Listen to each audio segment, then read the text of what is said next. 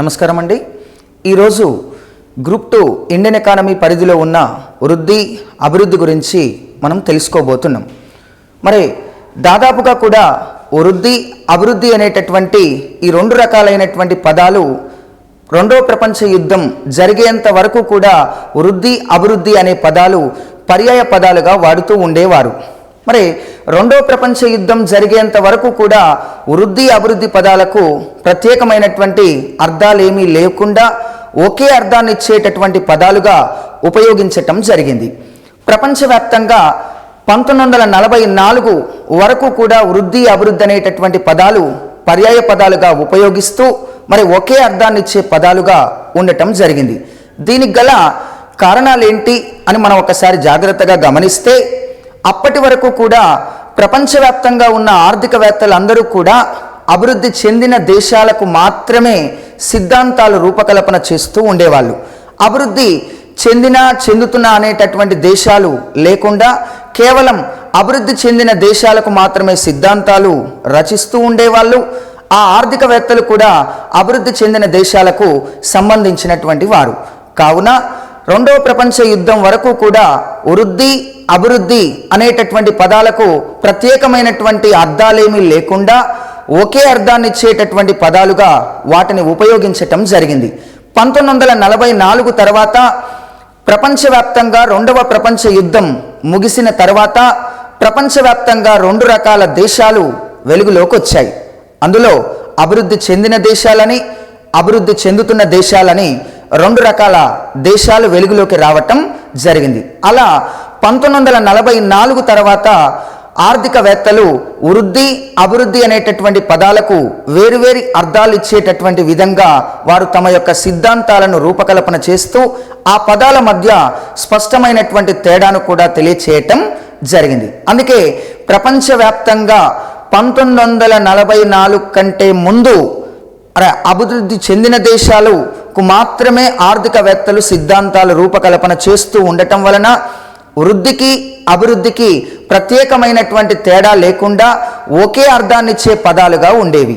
కానీ రెండవ ప్రపంచ యుద్ధం ముగిసిన తర్వాత ప్రపంచవ్యాప్తంగా అభివృద్ధి చెందిన అభివృద్ధి చెందుతున్న అనే దేశాలు వెలుగులోకి రావటం వలన ఆర్థికవేత్తలు వృద్ధికి అభివృద్ధికి స్పష్టమైనటువంటి వేరువేరు అర్థాలనిచ్చే పదాలు తెలియచేయటం జరిగింది. అలా పూర్తి స్థాయిలో ఈ రెండు పదాలకు ప్రత్యేక అర్థాలు రావటం జరిగింది. ప్రపంచవ్యాప్తంగా 1944 తర్వాత వృద్ధి అభివృద్ధి అనేటటువంటి పదాలకు మధ్య స్పష్టమైనటువంటి తేడాను మొట్టమొదటిసారిగా తెలియచేసిన ఆర్థికవేత్తలు ఎవరు అంటే జేఆర్ హిక్స్ అండ్ షుంపీటర్లు అని చెప్పవచ్చు. ఈ రెండు పదాల మధ్య వృద్ధి అభివృద్ధి అనేటటువంటి పదాలను ఆర్థిక వృద్ధి ఆర్థికాభివృద్ధి అని కూడా పిలుస్తారు. ఇలా ఈ ఆర్థిక వృద్ధి ఆర్థికాభివృద్ధి అనేటటువంటి పదాల మధ్య మొట్టమొదటిసారిగా స్పష్టమైనటువంటి తేడాను తెలియచేసినటువంటి ఆర్థికవేత్తలు ఎవరు అంటే జేఆర్ హిక్స్ అండ్ షుంపీటర్లు అని చెప్పవచ్చు. ఇక ఆర్థిక వృద్ధి ఆర్థికాభివృద్ధికి మధ్య అనేక మంది ఆర్థికవేత్తలు రకరకాల భేదాలు తెలియచేయటం జరిగింది. వేరువేరు అర్థాలనిచ్చే పదాలు తెలియచేయటం జరిగింది. మరి ఈ రెండు పదాల మధ్య ఆర్థిక వృద్ధికి ఆర్థికాభివృద్ధికి మధ్య రెండు రకాలైనటువంటి పదాల మధ్య స్పష్టమైనటువంటి కొన్ని రకాల భేదాలు ఉన్నాయి. వాటిని మనం ఒకసారి జాగ్రత్తగా చూద్దాం. ఆర్థిక వృద్ధి అనేది అభివృద్ధి చెందిన దేశాలకు సంబంధించిన భావన. ఆర్థికాభివృద్ధి అనేది అభివృద్ధి చెందుతున్న దేశాలకు సంబంధించిన భావన. ఆర్థిక వృద్ధి అనేది ఉత్పత్తిలో పెరుగుదలను మాత్రమే తెలియచేస్తుంది. ఆర్థికాభివృద్ధి ఉత్పత్తిలో పెరుగుదలతో పాటు సాంకేతిక వ్యవస్థాపూర్వక మార్పులను కూడా తెలియచేస్తుంది. ఆర్థిక వృద్ధి సంకుచితమైన భావన, ఆర్థికాభివృద్ధి విశాలమైనటువంటి భావన. ఆర్థిక వృద్ధి అనేది ఏకముఖమైనది, ఆర్థికాభివృద్ధి అనేది బహుముఖమైనది. ఆర్థిక వృద్ధి అనేటటువంటి దాని పూర్తి స్థాయిలో ఆర్థిక వృద్ధి అనేటటువంటి అంశాన్ని ద్వారా దీన్ని పూర్తిగా కొలవడానికి అవకాశం ఉంటుంది. ఆర్థికాభివృద్ధిని కొలవడానికి అవకాశం లేదు. ఆర్థిక వృద్ధిలో ప్రభుత్వ జోక్యం ఉండదు, ఆర్థికాభివృద్ధిలో ప్రభుత్వ జోక్యం ఉంటుంది. ఇలా ప్రత్యేకంగా ఆర్థిక వృద్ధికి ఆర్థికాభివృద్ధికి మధ్య స్పష్టమైనటువంటి తేడాలను మొట్టమొదటిసారిగా మరి కొన్ని రకాలుగా భేదాలు తెలియచేస్తూ ఈ రెండు పదాలకు మధ్య వేరువేరు అర్థాలను రకరకాల ఆర్థికవేత్తలు తమ సిద్ధాంతాలలో భాగంగా తెలియచేయటం జరిగింది. మళ్ళొకసారి జాగ్రత్తగా గమనిస్తే ఆర్థిక వృద్ధి అభివృద్ధి చెందిన దేశాలకు సంబంధించింది, ఆర్థికాభివృద్ధి అభివృద్ధి చెందుతున్న దేశాలకు సంబంధించింది. ఆర్థిక వృద్ధి ఏకముఖమైనది, ఆర్థికాభివృద్ధి బహుముఖమైనది. ఆర్థిక వృద్ధి అనేది పూర్తి స్థాయిలో ఉత్పత్తిలో పెరుగుదలను మాత్రమే తెలియచేస్తుంది. ఆర్థికాభివృద్ధి ఉత్పత్తిలో పెరుగుదలతో పాటు సాంకేతిక వ్యవస్థాపూర్వక మార్పులను తెలియచేస్తుంది. ఆర్థిక వృద్ధి అనేటటువంటిది ఏకముఖమైనది, ఆర్థికాభివృద్ధి బహుముఖమైనది. ఆర్థిక వృద్ధిని కొలవచ్చు, ఆర్థికాభివృద్ధిని కొలవలేము. ఇలా స్పష్టమైన భేదాలను ఈ రెండు పదాల మధ్య తెలియచేస్తూ ఆర్థికవేత్తలు తమ యొక్క సిద్ధాంతాలను రూపకల్పన చేయటం జరిగింది. మరి 1944 తర్వాత ఆర్థిక వృద్ధికి ఆర్థికాభివృద్ధికి సంబంధించి రకరకాలైనటువంటి ఆర్థికవేత్తలు ఏం చేశారంటే తమ సిద్ధాంతాలు తెలియచేయటంతో పాటు కొన్ని రకాల నిర్వచనాలను కూడా తెలియచేయటం జరిగింది. ఆ నిర్వచనాలు తప్పనిసరిగా ఎగ్జామ్ పాయింట్ ఆఫ్ వ్యూలో అడగటానికి ఆస్కారం ఉంది. ప్రతిసారి ఏ కాంపిటేటివ్ ఎగ్జామ్ ఎకానమీ పరంగా జరిగినా కూడా దాని మీద నిర్వచనాలు అనేటటువంటివి అడగటం జరుగుతూ ఉంది. ఆర్థిక వృద్ధి నిర్వచనాలు, ఆర్థికాభివృద్ధి నిర్వచనాలు, ఇలా ఈ రెండు పదాలకు సంబంధించిన నిర్వచనాల గురించి ప్రతి ఎగ్జామ్లో కూడా మరి అడగటానికి ఆస్కారం ఉంది. వాటిని మనం ఒకసారి జాగ్రత్తగా గమనిద్దాం. ఆర్థిక వృద్ధి, ఆర్థికాభివృద్ధి వీటికి మధ్య ఉన్నటువంటి తేడాలను తెలియచేస్తూ రకరకాల ఆర్థికవేత్తలు ఏం చేశారంటే నిర్వచనాలను తెలియచేశారు.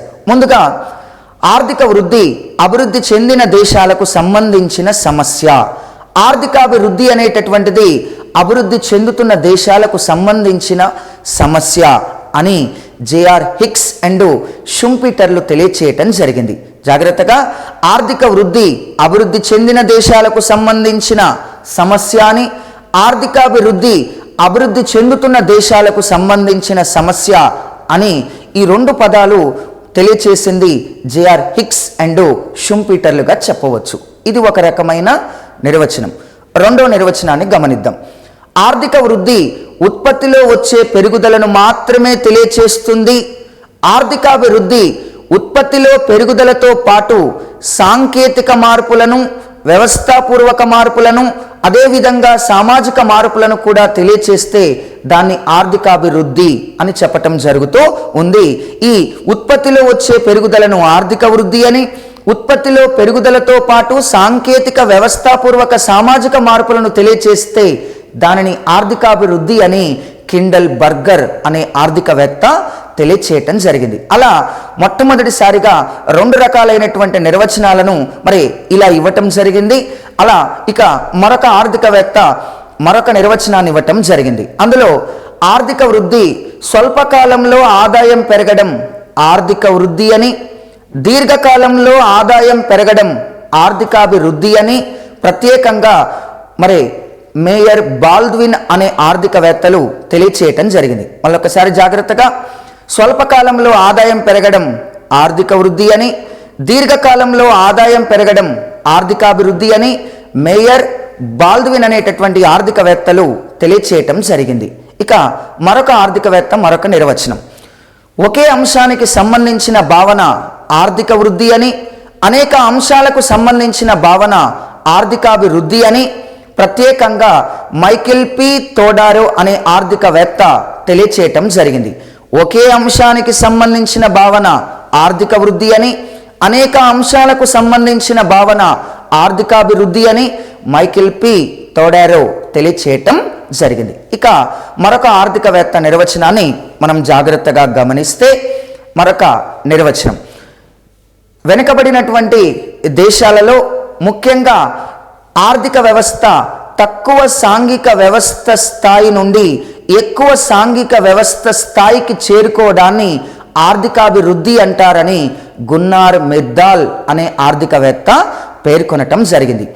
ఆర్థిక వ్యవస్థ తక్కువ సాంఘిక వ్యవస్థ స్థాయి నుండి ఎక్కువ సాంఘిక వ్యవస్థ స్థాయికి చేరుకోవడాన్ని ఆర్థికాభివృద్ధి అంటారని గున్నార్ మిర్దాల్ అనే ఆర్థికవేత్త పేర్కొనటం జరిగింది. ఇక మరొక ఆర్థికవేత్త, ధనిక దేశాల్లో ఆదాయం పెరగడం ఆర్థిక వృద్ధి, పేద దేశాల్లో ఆదాయం పెరగడం ఆర్థికాభివృద్ధి అని మాడిసన్ అనే ఆర్థికవేత్త పేర్కొనటం జరిగింది. ఇక నెక్స్ట్, ధనిక దేశాల్లో ఆదాయం పెరగడం ఆర్థిక వృద్ధి, పేద దేశాల్లో ఆదాయం పెరగడం ఆర్థికాభివృద్ధి అని మరి ప్రత్యేకంగా మాడిసన్ అనే ఆర్థికవేత్త తెలియచేయటం జరిగింది. ఇక వెనుకబడిన దేశాలలో పేదరికం కానీ, నిరుద్యోగం కానీ, ఆదాయ అసమానతలు కానీ తగ్గడాన్ని ఆర్థికాభివృద్ధి అంటారు అని చెప్పి ప్రత్యేకంగా దీన్ని తెలియచేసినటువంటి ఆర్థికవేత్త డెడ్లీ షీర్స్ ఏమన్నాడంటే, వెనుకబడిన దేశాల్లో పేదరికం, నిరుద్యోగం, ఆదాయ అసమానతలు తగ్గడాన్ని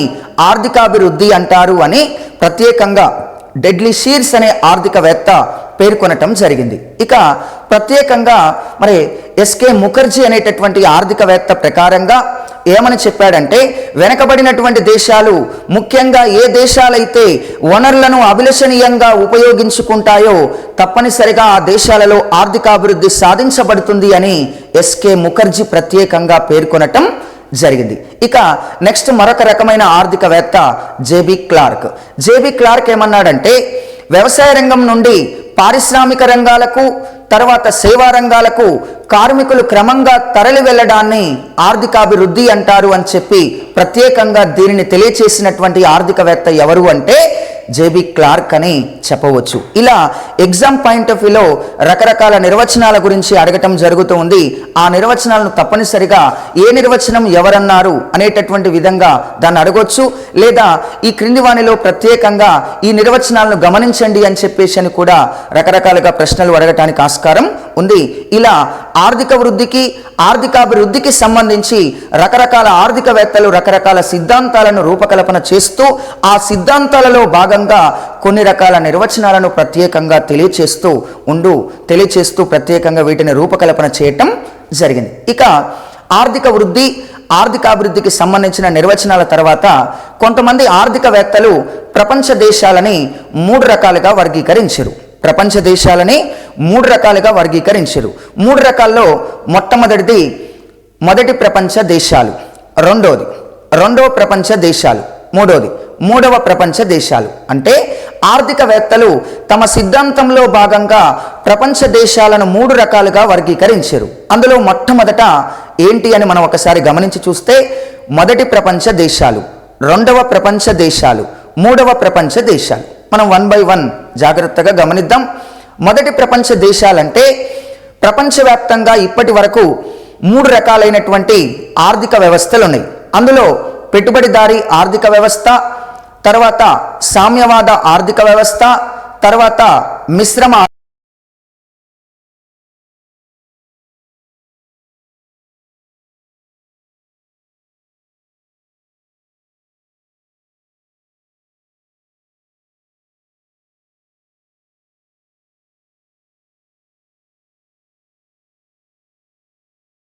ప్రపంచ దేశాలు అంటే సామ్యవాద ఆర్థిక వ్యవస్థ విధానాలను పాటిస్తూ అభివృద్ధి చెందిన దేశాలను రెండవ ప్రపంచ దేశాలుగా వర్గీకరిస్తారు. ఇక మూడవ ప్రపంచ దేశాలు మిశ్రమ ఆర్థిక వ్యవస్థ విధానాలను పాటిస్తూ అభివృద్ధి చెందుతూ ఉన్న దేశాలను ఏమంటారంటే మూడవ ప్రపంచ దేశాలుగా పేర్కొనటం జరుగుతూ ఉంది. అలా ప్రపంచ దేశాలను ఆర్థికవేత్తలు తమ సిద్ధాంతం ప్రకారంగా మూడు రకాల దేశాలుగా వర్గీకరించటం జరిగింది. అలా మూడు రకాల దేశాల్లో మొదటి ప్రపంచ దేశాలు, రెండవ ప్రపంచ దేశాలు, మూడవ ప్రపంచ దేశాలుగా వర్గీకరిస్తూ ప్రస్తుతం ఏ దేశమైనా ఆర్థిక వృద్ధి కానీ ఆర్థికాభివృద్ధి కానీ సాధించాలంటే మూడు ఆర్థిక వ్యవస్థలలో ఏదో ఒక ఆర్థిక వ్యవస్థను తీసుకొని అభివృద్ధి చెందడానికి ప్రయత్నిస్తాయి. ఇలా ప్రపంచవ్యాప్తంగా మూడు రకాల దేశాలున్నాయని, మూడు రకాల ఆర్థిక వ్యవస్థ విధానాలున్నాయని ఆర్థికవేత్తలు ప్రత్యేకంగా తెలియచేయటం జరిగింది. మరి వీరితో పాటుగా సమీర్ అమీన్ అనేటటువంటి జత, సమీర్ అమీన్ అనే ఆర్థికవేత్తల జత ప్రకారంగా, ఆ ఆర్థికవేత్తల ప్రకారంగా ప్రపంచ దేశాలను మూడు రకాలుగా వర్గీకరించారు. మొట్టమొదట పెట్టుబడిదారీ ఆర్థిక వ్యవస్థ కలిగి అభివృద్ధి చెందిన దేశాలు, 2 సామ్యవాద ఆర్థిక వ్యవస్థ కలిగి అభివృద్ధి చెందిన దేశాలు, 3 అభివృద్ధి చెందుతున్న దేశాలు, 4 అభివృద్ధి చెందుతూ విదేశీ రుణాల ఊబిలో చిక్కుకున్న దేశాలు అని 4వ ప్రపంచ దేశాల గురించి ప్రత్యేకంగా తెలియచేసిన ఆర్థికవేత్తలు ఎవరు అంటే సమీర్ అమీన్ అనేటటువంటి జతగా చెప్పవచ్చు. అలా ప్రత్యేకంగా ప్రపంచ దేశాలను సమీర్ అమీన్ అనేటటువంటి ఆర్థికవేత్తల జత 4 రకాల దేశాలుగా వర్గీకరించింది. పెట్టుబడిదారీ ఆర్థిక వ్యవస్థలో అభివృద్ధి చెందిన దేశాలు అమెరికా దేశాన్ని, కెనడా దేశాన్ని, జర్మనీ దేశాన్ని, జపాన్ దేశాన్ని చెప్పొచ్చు. రెండోది సామ్యవాద ఆర్థిక వ్యవస్థ కలిగి అభివృద్ధి చెందిన దేశాలు రష్యా దేశాన్ని చెప్పొచ్చు, చైనా దేశాన్ని చెప్పొచ్చు, క్యూబా దేశాన్ని చెప్పొచ్చు, వెనిజులా దేశాన్ని చెప్పొచ్చు. ఇక అభివృద్ధి చెందుతున్న దేశాలు మనలాంటి భారత్ని ఎగ్జాంపుల్గా చెప్పొచ్చు. ఇక 4వ దేశంగా సమీర్ అమీన్ అనేటటువంటి ఆర్థికవేత్తలు అభివృద్ధి చెందుతూ విదేశీ రుణాల ఊబిలో చిక్కుకున్న దేశాలు అనగా అంతర్జాతీయంగా అప్పులు తీసుకొచ్చి ఆ అప్పుల ద్వారా పూర్తి స్థాయిలో అభివృద్ధిని కాంక్షిస్తూ వడ్డీలు మాత్రమే చెల్లిస్తూ అసలు అప్పులు అలాగే ఉంటూ విదేశీ రుణాల ఊబిలో చిక్కుకున్నటువంటి దేశాలను 4వ ప్రపంచ దేశాలు అని చెప్పటం జరుగుతూ ఉంది. ప్రస్తుతం బంగ్లాదేశ్ని 4వ ప్రపంచ దేశంగా చెప్పవచ్చు. పై 4 రకాల దేశాలలో భారత్ ప్రస్తుతం 3వ స్థానంలో ఉంది. మనం కూడా అప్పులు కనుక ఎక్కువగా చేస్తే ఇక జారి 4వ దేశంగా వెళ్ళడానికి అవకాశం ఉంటుంది. కాబట్టి ప్రస్తుతం ఇలా అమీన్ అనేటటువంటి జత ప్రపంచ దేశాలను 4 రకాలుగా వర్గీకరిస్తూ తమ యొక్క సిద్ధాంతాన్ని ప్రత్యేకంగా తమ యొక్క రూపకల్పనలో వీటి గురించి తెలియచేయటం జరిగింది. ఇక నెక్స్ట్ ప్రపంచ దేశాలకు సంబంధించి ప్రపంచ ఆర్థిక వ్యవస్థలకు సంబంధించి మరి ప్రపంచ బ్యాంకు ప్రత్యేకంగా ఏ దేశం అభివృద్ధి చెందింది, ఏ దేశం అభివృద్ధి చెందలేదు అన్న విధానాలతో ప్రత్యేకంగా నివేదికలు తయారు చేయటం జరుగుతూ ఉన్నది. అసలు ప్రపంచ బ్యాంకు గురించి తెలుసుకుందాం. ముందుగా 1944 రెండవ ప్రపంచ యుద్ధం తర్వాత ప్రపంచవ్యాప్తంగా దాదాపుగా కూడా అనేక దేశాలు ఆర్థికంగా, సామాజికంగా అన్ని రంగాల్లో కూడా దెబ్బతినటం జరిగింది. వ్యాపార పరంగా దెబ్బతినటం జరిగింది, ఎగుమతుల పరంగా దెబ్బతినటం జరిగింది.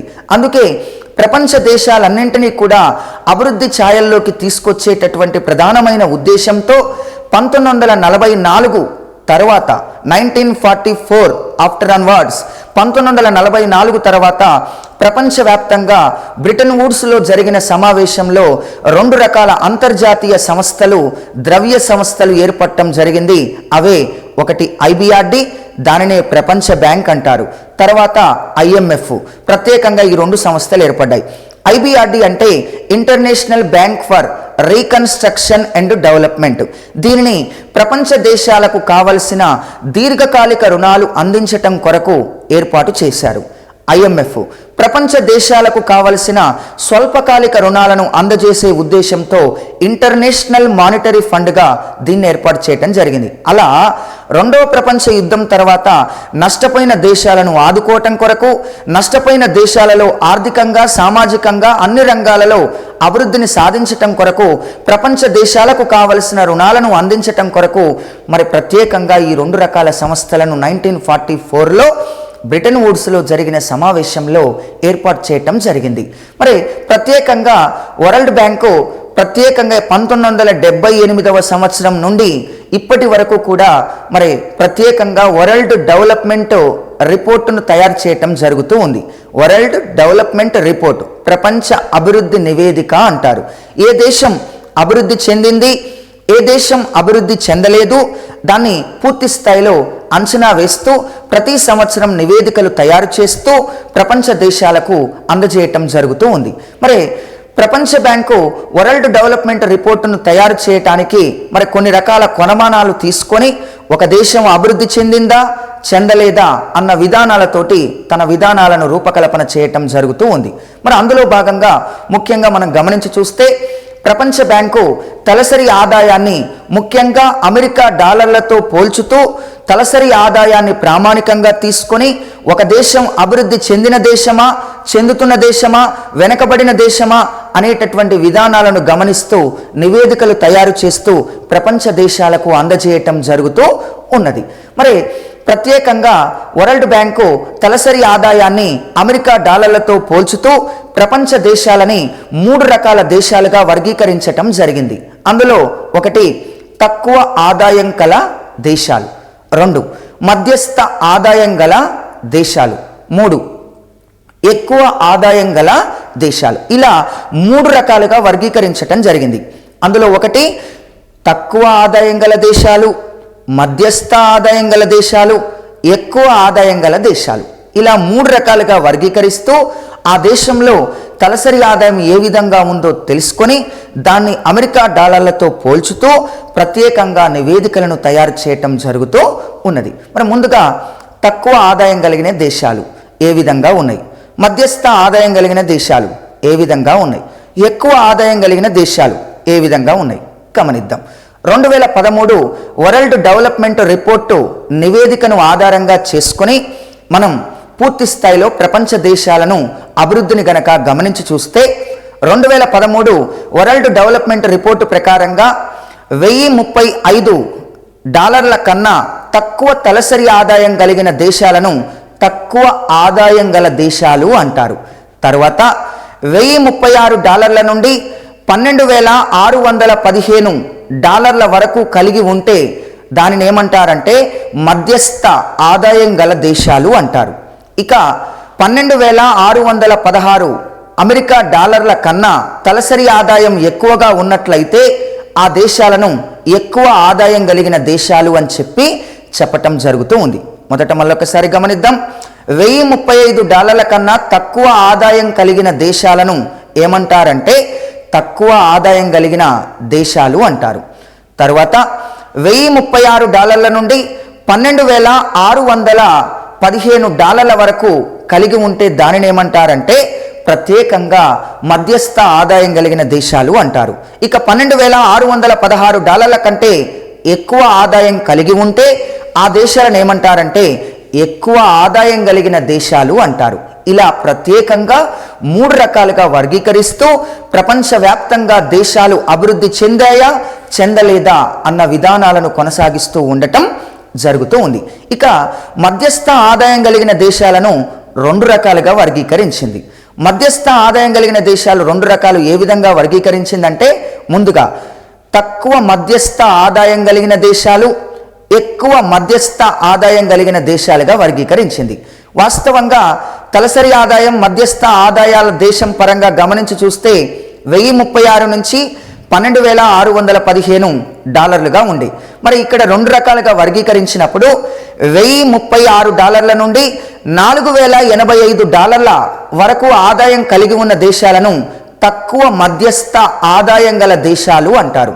తర్వాత $4,086 నుండి $12,615 ఆదాయం కలిగిన దేశాలను ఏమంటారంటే ఎక్కువ మధ్యస్థ ఆదాయం గల దేశాలు అని ఇలా 2 రకాలుగా వీటిని వర్గీకరించటం జరుగుతూ ఉంది.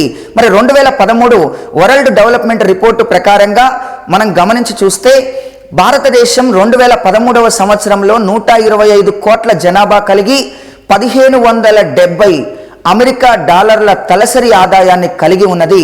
మరి ఈ 3 రకాలైనటువంటి దేశాలలో భారత్ ఎన్నవ స్థానం కలిగి ఉన్నదంటే మరి తక్కువ మధ్యస్థ ఆదాయం గల దేశాలలో భారత్ ఉండటం జరిగింది. భారత్ ప్రత్యేకంగా 2013 వరల్డ్ డెవలప్మెంట్ రిపోర్టు ప్రకారంగా $1,570 తలసరి ఆదాయాన్ని కలిగి ఉండటం జరిగింది. ఈ విధంగా ప్రత్యేకంగా వీటిని చెప్పవచ్చు జరిగింది. ఇక్కడ ప్రశ్నలు ఎట్లా అడగొచ్చు అన్న విధానాన్ని మనం గమనించి చూస్తే 2013 వరల్డ్ డెవలప్మెంట్ రిపోర్టు ప్రకారంగా $4,085 కన్నా తక్కువ తలసరి ఆదాయం కలిగి ఉన్న దేశాలను ఏ దేశాలు అంటారు అని అడుగుతాడు. అన్నప్పుడు ఆన్సర్ తక్కువ మధ్యస్థ ఆదాయం కలిగిన దేశాలుగా చెప్పొచ్చు. అలా $12,616 కన్నా ఎక్కువ తలసరి ఆదాయం కలిగి ఉన్న దేశాలను ఏ దేశాలు అంటారు? అధిక ఆదాయం కలిగిన దేశాలు అంటారు. $1035 కన్నా తక్కువ ఆదాయం కలిగిన దేశాలను ఏ దేశాలు అంటారంటే ప్రత్యేకంగా తక్కువ ఆదాయం గల దేశాలు అని చెప్పటం జరుగుతూ ఉంది. ఇలా ప్రశ్నలు రావటానికి ఆస్కారం ఉంది. ఒక దేశాన్ని ఒక దేశంతో పోల్చడానికి అవకాశం ఉంది. అమెరికా దేశ తలసరి ఆదాయం భారతదేశ తలసరి ఆదాయాన్ని పోల్చినప్పుడు భారత్ కంటే అమెరికా 34 రెట్లు తలసరి ఆదాయం అధికంగా ఉంది అని చెప్పవచ్చు. అలా ప్రపంచ దేశాల అభివృద్ధిని పోల్చుతూ వరల్డ్ డెవలప్మెంట్ రిపోర్టు ప్రత్యేకంగా తయారు చేస్తూ ప్రపంచ దేశాలను ఎప్పటికప్పుడు అభివృద్ధి పరంగా అంచనా వేయటం జరుగుతూ ఉన్నది. ఇక నెక్స్ట్ అంశంగా మనం అభివృద్ధి చెందుతున్న దేశాల లక్షణాలను గమనిద్దాం. అభివృద్ధి చెందుతున్న దేశాల లక్షణాలు అంటే ఆ దేశాలు వెనకబడిపోవటానికి ఉన్న ప్రధానమైన కారణాలేంటి, అసలు ఆ దేశాలలో ఎలాంటి విధమైనటువంటి లక్షణాలు కలిగి ఉన్నాయి, ఆ దేశం మరి పూర్తి స్థాయిలో కొన్ని సంవత్సరాల పాటుగా వెనకబడి ఉండటానికి ఉన్న ప్రధానమైనటువంటి ఆ లక్షణాలు ఏమున్నాయి అన్న విధానాన్ని మనం ఒకసారి జాగ్రత్తగా గమనించి చూద్దాం. అందులో భాగంగా మొట్టమొదటిసారిగా మనం గమనించి చూస్తే ముందుగా దాదాపుగా కూడా వెనకబడిన దేశాలకు అనేక రకాలైనటువంటి లక్షణాలు కలిగి ఉండటం జరిగింది. ఆ లక్షణాలలో భాగంగా మూలధన కొరత వెనకబడిన దేశాల్లో ఉన్నది. అంతేకాకుండా జనాభా సమస్య పెద్ద ఎత్తున ఉన్నది, పేదరిక సమస్య పెద్ద ఎత్తున ఉన్నది, నిరుద్యోగ సమస్య పెద్ద ఎత్తున ఉన్నది. వెనకబడిన దేశాల్లో ముఖ్యంగా ప్రజలు వ్యవసాయ రంగం పైన ఎక్కువగా ఆధారపడి ఉన్నారు. అంతేకాకుండా వెనకబడిన దేశాల్లో వనరుల యొక్క వినియోగం చాలా తక్కువ స్థాయిలో ఉన్నది. అంతేకాకుండా నైపుణ్యం కలిగిన శ్రామికులు అంతగా లేరు. అంటే తక్కువ నైపుణ్యం కలిగిన శ్రామికులు వెనకబడిన దేశాల్లో ఉండటం జరిగింది. ఇక మూలధన కొరతతో పాటుగా అవస్థాపన సదుపాయాల కొరత, మౌలిక సదుపాయాల కొరత కూడా ఈ దేశాలలో ఉంది. ఇంకా గమనించి చూస్తే ప్రజల జీవన ప్రమాణాలు చాలా తక్కువగా ఉండటం జరిగింది. ఇంకా గమనించి చూస్తే భారతదేశంలో కానీ వెనకబడిన దేశాల్లో కానీ ముఖ్యంగా ద్వంద్వ ఆర్థిక వ్యవస్థ విధానాలను పాటించటం జరుగుతూ ఉంది. వీటిని ఒకసారి మనం జాగ్రత్తగా గమనిద్దాం. మనం ముందుగా మూలధన కొరత. వెనకబడిన దేశాల్లో సాధారణంగా మూలధన కొరత పెద్ద ఎత్తున ఏర్పడటం జరుగుతూ ఉంది. మూలధన కొరత ఏర్పడటానికి ప్రధానమైన కారణం ఈ దేశాల్లో పొదుపు తక్కువగా ఉన్నది అని చెప్పవచ్చు. ప్రజల యొక్క పొదుపులు ఎక్కువగా ఉండాలి అంటే ప్రజలకు చేతి నిండా పనుండాలి. ప్రజలకు చేతి నిండా పనుండాలంటే పెద్ద ఎత్తున ఉపాధి అవకాశాలు లభించాలి. ఉపాధి అవకాశాలు పెద్ద ఎత్తున లభించాలంటే ప్రభుత్వాలు పెద్ద ఎత్తున పరిశ్రమలు స్థాపించాలి, లేదంటే ప్రైవేటు వ్యక్తులైన పరిశ్రమలు స్థాపించాలి. వెనకబడిన దేశాలలో ప్రభుత్వ ప్రైవేటు రంగాలలో మరి పరిశ్రమల స్థాపన అంతగా ప్రాధాన్యత లేకపోవడం వలన దాదాపుగా ఈ దేశాలలో ప్రజల యొక్క ఆదాయాలు తక్కువగా ఉండి తక్కువ ఆదాయాలు తక్కువ పొదుపులకు దారితీసి ఈ దేశాలలో మూలధన కొరత ఏర్పడటానికి దారితీస్తుంది. ఇవాళ ప్రపంచవ్యాప్తంగా వెనకబడిన దేశాలు ఎదుర్కొంటున్నటువంటి సమస్యలలో ఒకానొక సమస్య మూలధన కొరత. మూలధన కొరత ఏ దేశంలో అయితే తక్కువగా ఉంటుందో ఆ దేశాలు తప్పనిసరిగా వెనకబడిన దేశాలుగా వాటిని వర్గీకరించవచ్చు. రెండో లక్షణాన్ని గమనిద్దాం. వ్యవసాయ రంగ ప్రాధాన్యత. వెనకబడిన దేశాలలో ప్రజల జీవన విధానం సాంప్రదాయ దశ నుండి మొదలుకొని నేటి వరకు కూడా పూర్తి స్థాయిలో ఏం జరుగుతుంది అనంటే వ్యవసాయ రంగంపైనే ఆధారపడి ఉండటం జరుగుతూ ఉంది. సపోజ్ భారత్నే గమనిద్దాం.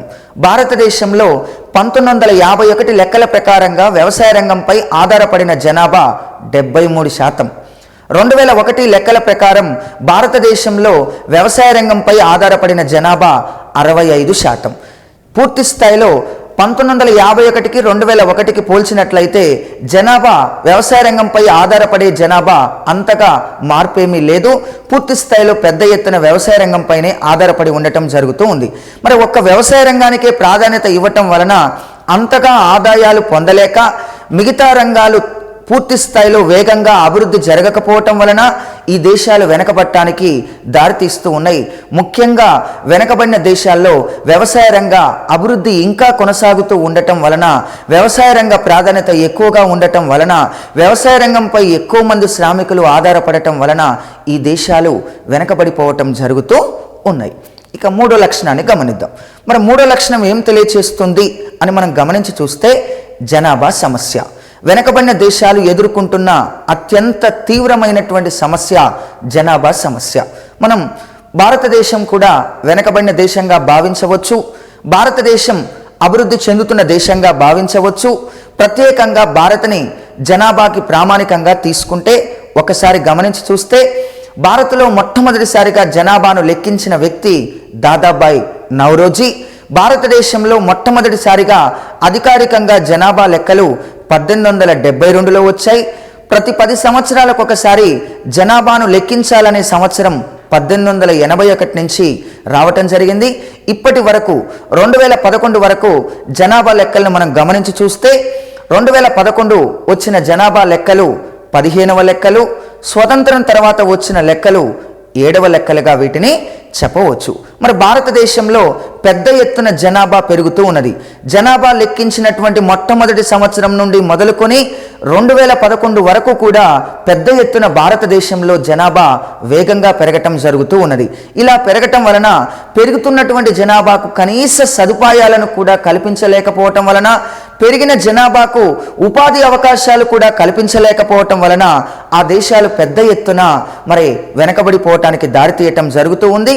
ఇవాళ ప్రపంచవ్యాప్తంగా వెనకబడిన దేశాలు ఎదుర్కొంటున్నటువంటి అత్యంత ముఖ్యమైనటువంటి సమస్య జనాభా సమస్య. కావున జనాభా పెరుగుతూ ఉంటే ఆ దేశాలు వెనకబడిపోవటం జరుగుతూ ఉంది. ఇది ఒక ప్రధానమైన సమస్యగా భావించవచ్చు. ఇక నాలుగో లక్షణాన్ని మనం జాగ్రత్తగా గమనించి చూస్తే పేదరిక సమస్య.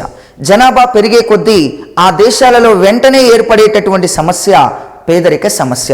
మరి పేదరికం ఎంత పెరుగుద్దో ఆటోమేటిక్గా ఆ దేశం అంత వెనకబడిపోవటానికి దారితీయటం జరుగుతూ ఉంది.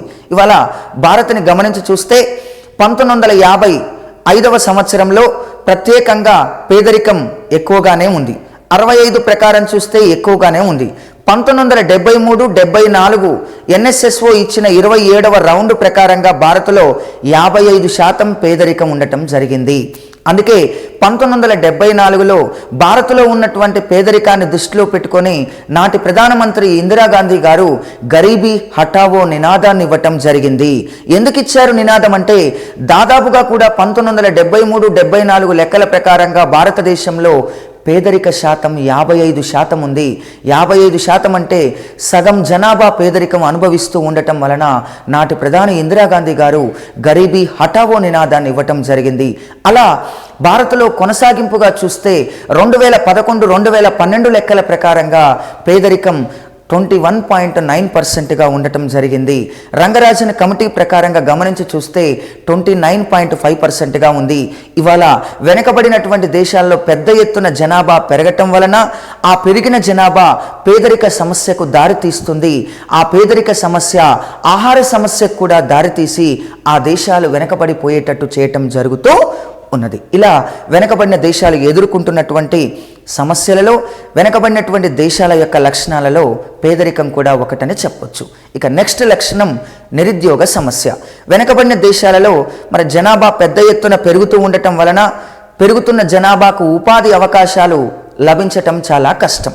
ఒకసారి మనం 2011 ప్రపంచ జనాభా లెక్కలు గమనిస్తే 2011 ప్రపంచ జనాభా లెక్కల ప్రకారంగా అధిక జనాభా కలిగిన దేశం చైనా, రెండో దేశం భారత్, మూడో దేశం అమెరికా, నాలుగో దేశం ఇండోనేషియా, ఐదో దేశం బ్రెజిల్, ఆరవ దేశం పాకిస్తాన్, ఏడవ దేశం ఆఫ్ఘనిస్తాన్, ఎనిమిదో దేశం రష్యా, తొమ్మిదో దేశం నైజీరియా, 10వ దేశం జపాన్గా గమనించవచ్చు. ఇక్కడ 10 దేశాలు హైయెస్ట్ పాపులేషన్ కలిగినటువంటి దేశాలుగా వరల్డ్ వైజ్గా మనం గమనించి చూస్తే ఇవి ఉన్నాయి. మరి మూడో దేశం అమెరికా దేశం, నాలుగో దేశం ప్రత్యేకంగా గమనిస్తే ఇండోనేషియా, ఐదో దేశం ప్రత్యేకంగా మనం గమనించి చూస్తే బ్రెజిల్, ఆరవ దేశం పాకిస్తాన్, ఏడవ దేశం ఆఫ్ఘనిస్తాన్, 10వ దేశం ఏంది జపాన్. ఈ 6 దేశాల మొత్తం జనాభా 121 కోట్లు. మనదొక్కటే 121 కోట్లు. మన భారత జనాభా ఒకటే 121 కోట్లు. అవతల 6 దేశాలు కలిస్తే యువతల ఒక దేశమే 121 కోట్ల జనాభా కలిగి ఉంది. మరి ఇంత జనాభా 6 దేశాలకు జనాభాకు సమానమైన జనాభా భారత్లో ఉంటే రోజు రోజుకి ఉపాధి అవకాశాలు పెరుగుతాయా తగ్గుతాయా అని గమనించి చూస్తే పెద్ద ఎత్తున ఉపాధి అవకాశాల కొరత ఏర్పడుతుంది. అవునా కాదా? బ్రెజిల్ మొత్తం జనాభా 2011 లెక్కల ప్రకారంగా 19 కోట్లు. మన ఉత్తరప్రదేశ్ మొత్తం రాష్ట్రం జనాభా 19 కోట్లు. చూడండి ఒకసారి ఎలా ఉందో. ఇలా ప్రపంచ దేశాల జనాభాను పోల్చితే ఇవాళ ప్రపంచవ్యాప్తంగా వెనకబడినటువంటి దేశాలలో పెద్ద ఎత్తున జనాభా పెరుగుతూ ఉండటం వలన పెరిగిన జనాభాకు సరి అయిన ఉపాధి అవకాశాలు లేకపోవటం వలన నిరుద్యోగ సమస్య ఏర్పడటానికి దారితీయటం జరుగుతూ ఉన్నది. ఇక నెక్స్ట్ మరొక లక్షణాన్ని మనం గమనించి చూస్తే వనరుల అల్ప వినియోగం. ఇప్పుడు వనరులు అనేక రకాలుగా అనేక వెనుకబడిన దేశాల్లో ఉన్నప్పటికి కూడా వాటిని ఉపయోగించుకునేటటువంటి సాంకేతిక పరిజ్ఞానం లేదు. ఒక సామెత ఉంది, అన్నీ ఉన్నా అల్లున్నోట్ల శనున్నట్టు ఇవాళ ప్రపంచ దేశాల మధ్య వెనుకబడిన దేశాల్లో కావలసినటువంటి సహజ వనరులు ఉన్నాయి. కానీ ఆ సహజ వనరులను పూర్తి స్థాయిలో వినియోగించుకోవటం లేదు. వినియోగించుకోకపోవటం వలన ఆ దేశాలు వెనకబడిపోవటం జరుగుతూ ఉంది. మరి ఇలా జరిగేసరికల్లా ఆ దేశాలు అలాగే వెనకబడిపోతూ ఉన్నాయి. ఏ దేశమైతే వనరులను పుష్కలంగా అభిలషణీయంగా ఉపయోగించుకుంటుందో అప్పుడు మాత్రమే ఆ దేశాలు అభివృద్ధి చెందుతాయని ప్రత్యేకంగా మనకు ఎస్కే ముఖర్జీ అనేటటువంటి ఆర్థికవేత్త కూడా పేర్కొనటం జరిగింది. కావున వెనుకబడిన దేశాలు ఎదుర్కొంటున్నటువంటి మరి సమస్యలలో అనేక రకాల సమస్యల్లో మరి వనరుల అల్ప వినియోగం కూడా ఉంది. అలా పూర్తి స్థాయిలో అభివృద్ధి చెందుతున్న దేశాల లక్షణాలలో అల్ప వనరుల వినియోగం కూడా ఒకటని చెప్పొచ్చు. మరొక లక్షణాన్ని గమనిద్దాం.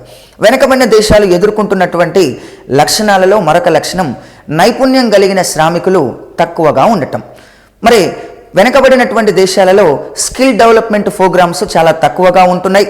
మరి స్కిల్ డెవలప్మెంట్ ప్రోగ్రామ్స్ లేకపోయేసరికల్లా వారికి వివిధ రకాల రంగాలలో శిక్షణలు ఇచ్చే సామర్థ్యం లేకపోవటం వలన నైపుణ్యం కలిగినటువంటి శ్రామికులు లేకపోవటం వలన ఆ దేశంలో ఉత్పత్తి కానీ ఉపాధి అవకాశాలు కానీ పెరగటం లేదు. కాబట్టి వెనుకబడిన దేశాలు ఎదుర్కొంటున్నటువంటి సమస్యలలో నైపుణ్యం లేని శ్రామికులు కూడా ఉండటం జరిగింది. అందుకే ఇది ఒక ప్రధానమైన లక్షణంగా దీన్ని చూపవచ్చు. ఇంకోటి ప్రజల జీవన ప్రమాణాలు తక్కువగా ఉండటం.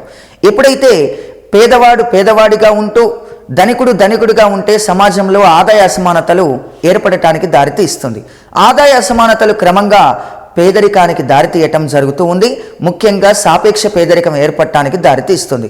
వెనుకబడినటువంటి దేశాలలో ప్రత్యేకంగా ప్రజల జీవన ప్రమాణాలు చాలా తక్కువగా ఉంటున్నాయి.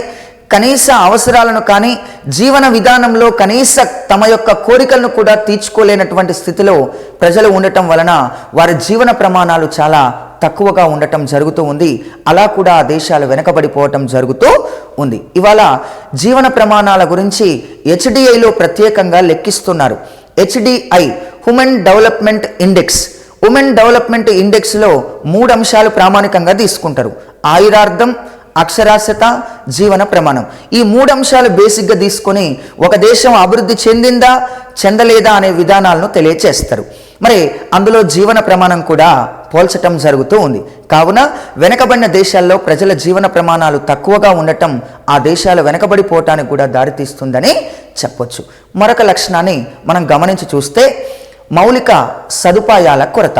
వెనుకబడిన దేశాల్లో మూలధనం తక్కువగా ఉండటం వలన మౌలిక సదుపాయాలు అంతగా డెవలప్మెంట్ కాకపోవటం వలన ఆ దేశాలు పూర్తిగా వెనుకబడిపోవటానికి దారితీస్తూ ఉంది. మరి ఈ దేశాలలో మూలధన కొరత సదుపాయాల కారణంగా కూడా ఈ దేశాలు వెనుకబడిపోవటం జరుగుతూ ఉంది. ఇక ఫైనల్గా ద్వంద్వ ఆర్థిక వ్యవస్థ. వెనుకబడిన దేశాలు అనుసరిస్తున్న ఆర్థిక వ్యవస్థ ద్వంద్వ ఆర్థిక వ్యవస్థ. ద్వంద్వ ఆర్థిక వ్యవస్థ గురించి ప్రత్యేకంగా తెలియచేసిన ఆర్థికవేత్త హెగ్గిన్స్ ద్వంద్వ ఆర్థిక వ్యవస్థ డ్యూయల్ ఎకానమీ అని కూడా అంటారు.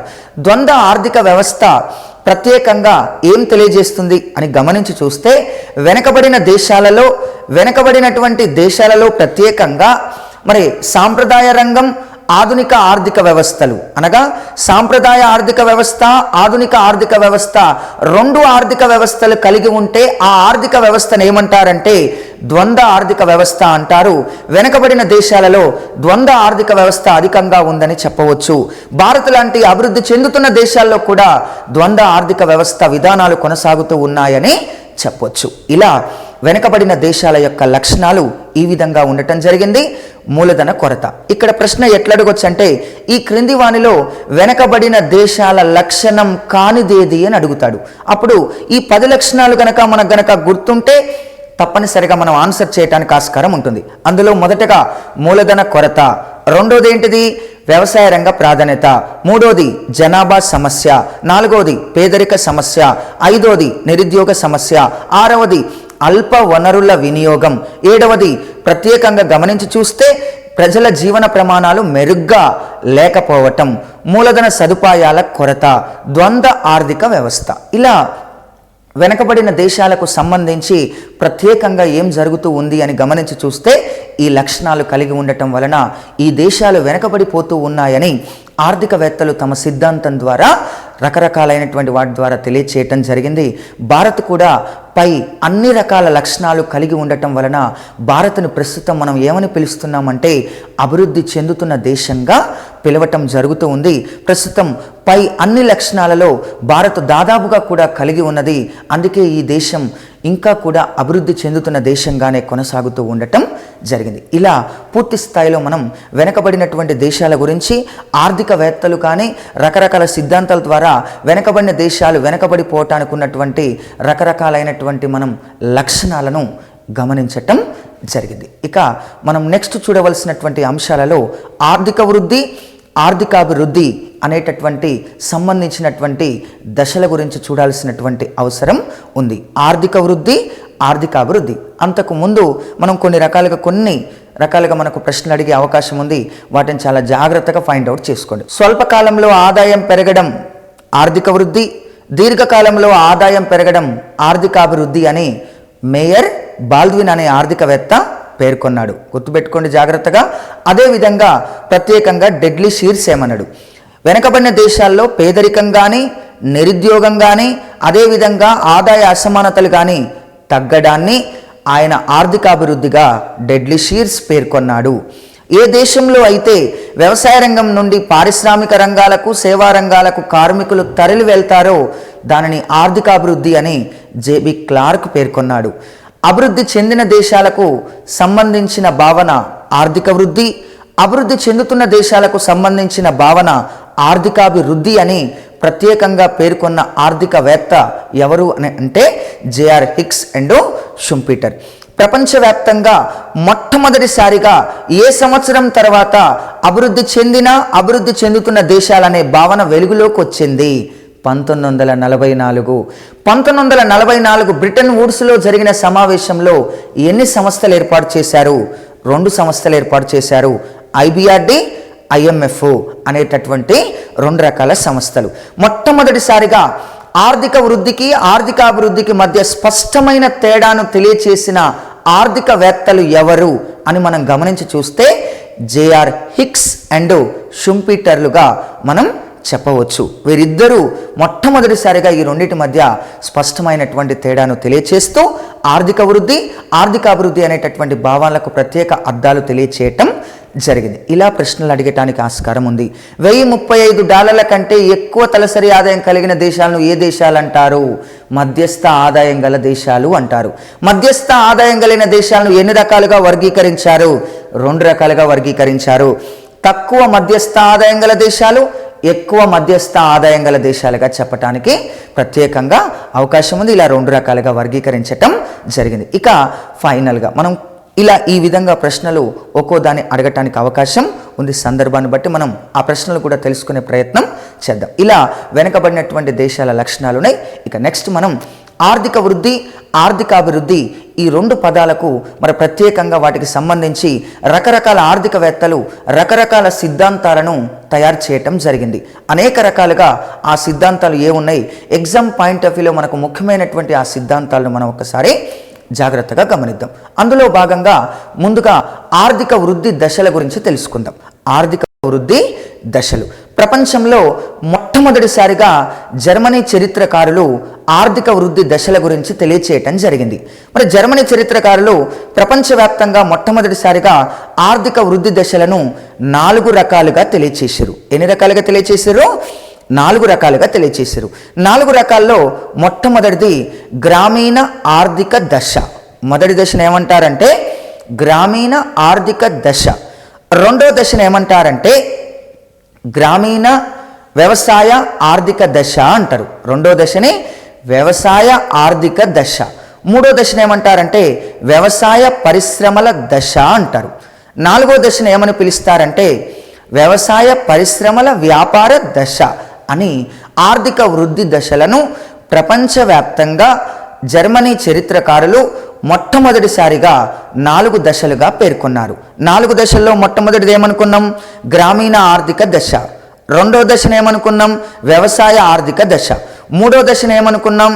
వ్యవసాయ పారిశ్రామిక దశ అనుకున్నాం. 4వ దశను ఏమనుకున్నాం? వ్యవసాయం పరిశ్రమల వ్యాపార దశగా పేర్కొనటం జరిగింది. ఇలా 4 దశలను ప్రత్యేకంగా వర్గీకరించటం జరిగింది. మొట్టమొదటిసారిగా సమాజం అవతరించేటటువంటి సమయంలో గ్రామీణ ఆర్థిక దశ కొనసాగింది.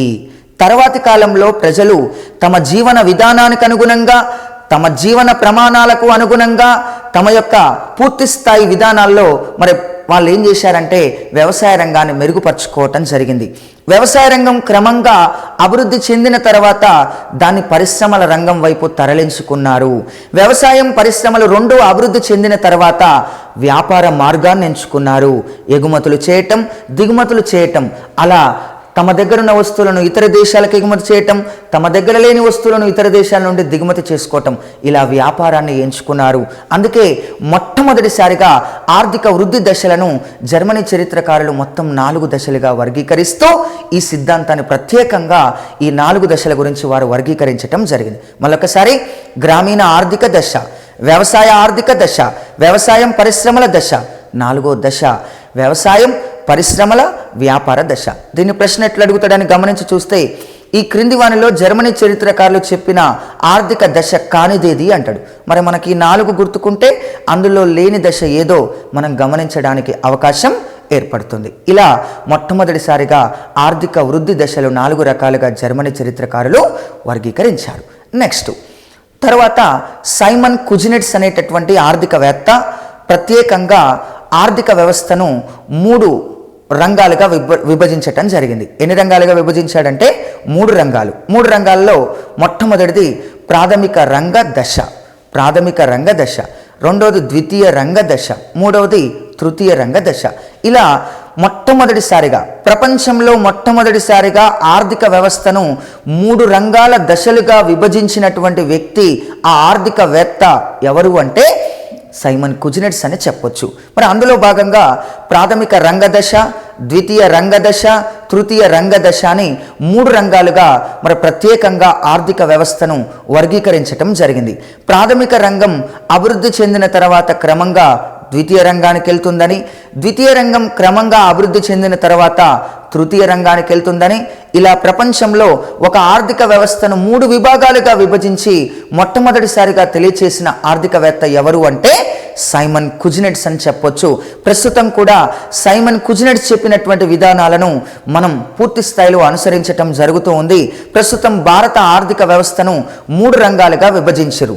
అదే జిఎన్పి దృష్ట్యా అయితే 4 రంగాలుగా చెప్పొచ్చు. మరి భారతదేశంలో ఆర్థిక వ్యవస్థను 3 రంగాలుగా ప్రాథమిక రంగం, ద్వితీయ రంగం, తృతీయ రంగం అని 3 రంగాలుగా వ్యవహరిస్తూ అప్పట్లో కుజినెట్ చెప్పిన విధానాన్ని ఇప్పటికి కూడా ప్రపంచ దేశాలు అనుసరించటం ఒక గొప్ప విశేషంగా చెప్పొచ్చు. అలా సైమన్ కుజినెట్ ఆనాడే ఆర్థిక వ్యవస్థను 3 రంగాలుగా విభజిస్తూ అమల్లోకి తీసుకురావటం జరిగింది. ఇక నెక్స్ట్ వచ్చేసి మరొక ఆర్థిక వృద్ధి దశ గమనించి చూస్తే కారల్ మార్క్స్ ఆర్థిక వృద్ధి దశలు అని చెప్పొచ్చు. కారల్ మార్క్స్ అనేటటువంటి వ్యక్తి పూర్తి స్థాయిలో 2 గ్రంథాలు రాసిండు. కమ్యూనిస్టో మేనిఫెస్టో, దాస్ క్యాపిటల్. కమ్యూనిస్టో మేనిఫెస్టో అనేటటువంటి గ్రంథంలో మరి ప్రత్యేకంగా కారల్ మార్క్స్ ఆర్థిక వృద్ధి దశలను 5 రకాలుగా తెలియచేసిండు. ఎన్ని రకాలుగా తెలియచేసిండో 5 రకాలుగా తెలియచేసిండు. కారల్ మార్క్స్ ప్రకారం ప్రశ్న అడుగుతాడు, ఎట్లా అడుగుతాడు? కారల్ మార్క్స్ ప్రకారం ఆర్థిక వృద్ధి దశలను ప్రత్యేకంగా ఎన్ని రకాలుగా వర్గీకరించాడు? 5 రకాలుగా వర్గీకరించిండు. కారల్ మార్క్స్ రాసినటువంటి గ్రంథం ఏంది? కమ్యూనిస్టో మేనిఫెస్టో. కారల్ మార్క్స్ ప్రత్యేకంగా రాసిన మరొక గ్రంథం దాస్ క్యాపిటల్.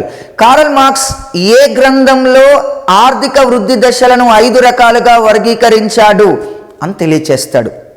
మరి కమ్యూనిస్టో మేనిఫెస్టో. ముందుగా ఆ 5 దశలు ఏమున్నాయి అని గమనించి చూస్తే ఆదిమ సమాజ దశ. ఏ దశ అండి?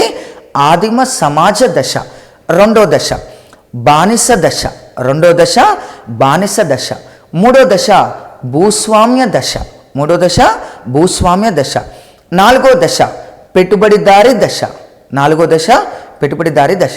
5వ దశ ప్రత్యేకంగా సామ్యవాద దశగా చెప్పొచ్చు. ఇలా ప్రపంచంలో మొట్టమొదటిసారిగా ఆర్థిక వృద్ధిని తన గ్రంథమైన కమ్యూనిస్టో మేనిఫెస్టోలో మరి కారల్ మార్క్స్ 5 రకాలుగా ఏం చేసిందంటే ప్రత్యేకంగా వర్గీకరించటం జరిగింది. మరి 5 రకాల్లో మొట్టమొదటిది ఆదిమ సమాజ దశ. ప్రజలు చాలా సుఖవంతంగా ఇక్కడ జీవించారు, ఇక్కడ అందరూ సమానంగా భావించారు, ఎక్కడ కూడా ప్రజల మధ్య ఎలాంటి విధమైనటువంటి ఇతరత్ర గొడవలు లేవు, వాళ్ళందరూ కూడా సుఖ సంతోషాలతో జీవించటం మొదలుపెట్టారు. అందుకే దాన్ని ఆదిమ సమాజ దశ. ఎక్కడ కూడా చిన్న అవాంఛనీయ సంఘటన లేకుండా ప్రశాంతవంతమైన జీవితాన్ని కొనసాగించారు ఆదిమ సమాజ దశలు. మరి ఆదిమ సమాజ దశ తర్వాత మరొక దశ, మరి ఏ దశ అనంటే బానిస దశ. క్రమంగా ప్రతిఫలం లేకుండా పనిచేసేటటువంటి ఒక వృత్తి వచ్చింది, అదే బానిస దశ అని చెప్పొచ్చు. కొంతమంది కొన్ని వర్గాలు ప్రజలను పూర్తి స్థాయిలో బానిసలుగా వాడుకుంటూ ఎలాంటి ప్రతిఫలాలు కూడా చెల్లించకుండా వారి చేత వెట్టి చాకరీలు చేయించుకుంటూ మరి పూర్తి స్థాయిలో ఉత్పత్తిని కొనసాగించుకోవటం జరిగింది. అలా ఆ దశలో అనేక మంది కొన్ని కుటుంబాలలో బానిసలుగా పనిచేయటం జరిగింది. సమాజం క్రమంగా ఆదిమ సమాజ దశ నుండి బానిస సమాజ దశకు వచ్చింది. బానిస సమాజ దశలో నిజంగా కూడా కొంతమంది చేతుల్లో నిజంగా కూడా చితకలబట్టడం జరిగింది, బానిసలుగా బతకటం జరిగింది, వెట్టి చాకరిని అనుభవించటం జరిగింది. చాలా క్రూయలుగా సమాజ వ్యవస్థలో మరి కొంతమందిని ఉపయోగించుకుంటూ బానిస దశ కొనసాగటం జరిగిందిగా 2వ దశని చెప్పొచ్చు. 3వ దశ ఏ దశ అని గమనిస్తే భూస్వామ్య దశ. మరి భూస్వామ్య దశలో కొంతమంది జమీందారులు పెద్ద ఎత్తున భూమిని కేంద్రీకృతం చేసుకోవటం జరిగింది. కొన్ని వేల ఎకరాల భూమిని తమ యొక్క ఆధీనంలోకి తీసుకొని ప్రత్యేకంగా వారు మరి ఆధిపత్యాన్ని చెలాయించటం జరిగింది. లక్షల కొద్ది ఎకరాల భూమిని తీసుకొని నిజంగా దున్యవానికి భూమి లేకుండా చేసి జమీందారులు పెద్ద ఎత్తున రైతులను పీడిస్తూ మరి శిస్తు చెల్లించినటువంటి రైతుల దగ్గర నుంచి పెద్ద ఎత్తున పొలాలను లాక్కొని భూములను లాక్కొని జమీందారులుగా స్థిరపడటం జరిగింది. భూస్వామ్య దశలు. సమాజం క్రమంగా ఆదిమ సమాజ దశ నుండి తర్వాత బానిస దశకు వచ్చింది. బానిస దశ నుండి క్రమంగా దేనికొచ్చింది అని గమనించి చూస్తే పూర్తి స్థాయిలో భూస్వామ్య దశకు వచ్చింది. మరి భూస్వామ్య దశ తర్వాత పెట్టుబడిదారీ దశ.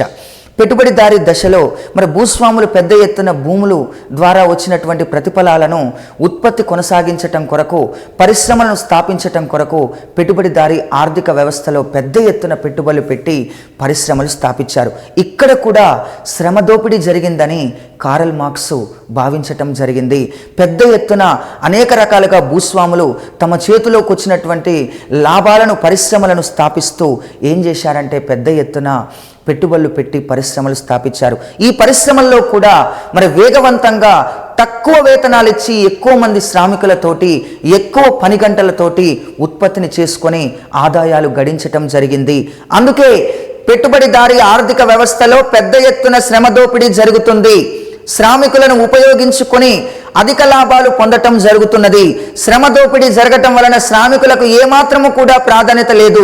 శ్రామికుల యొక్క రక్తాన్ని దాగుతున్నారు అని చెప్తూ తన యొక్క సిద్ధాంతంలో పెట్టుబడిదారీ ఆర్థిక వ్యవస్థ విధానాలను విమర్శించుకుంటూ తర్వాతి కాలంలో కారల్ మార్క్స్ ప్రవేశపెట్టిన మరొక రకమైనటువంటి దశ ఏ దశ అంటే సామ్యవాద దశగా చెప్పొచ్చు. కారల్ మార్క్స్ చెప్పిన చిట్ట చివరి దశ సామ్యవాద దశ. ప్రపంచంలో మొట్టమొదటిసారిగా సామ్యవాదాన్ని అనుసరించిన దేశం ఏ దేశం అంటే రష్యా దేశం 1917. రష్యా దేశం 1917 నుండి ఇప్పటి వరకు కూడా సామ్యవాద ఆర్థిక వ్యవస్థ విధానాలతోటి ఆ దేశాన్ని అభివృద్ధి చేయటం జరుగుతూ ఉన్నది.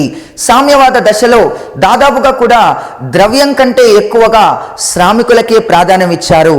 ఉత్పత్తికి ప్రాధాన్యం ఇస్తూ శ్రామికులకు ప్రాధాన్యం ఇస్తూ పెద్ద ఎత్తున ఉత్పత్తిని కొనసాగిస్తూ మరి పూర్తి స్థాయిలో సామ్యవాద ఆర్థిక వ్యవస్థలో పూర్తిగా దానిని అభివృద్ధి చేయటం జరిగింది.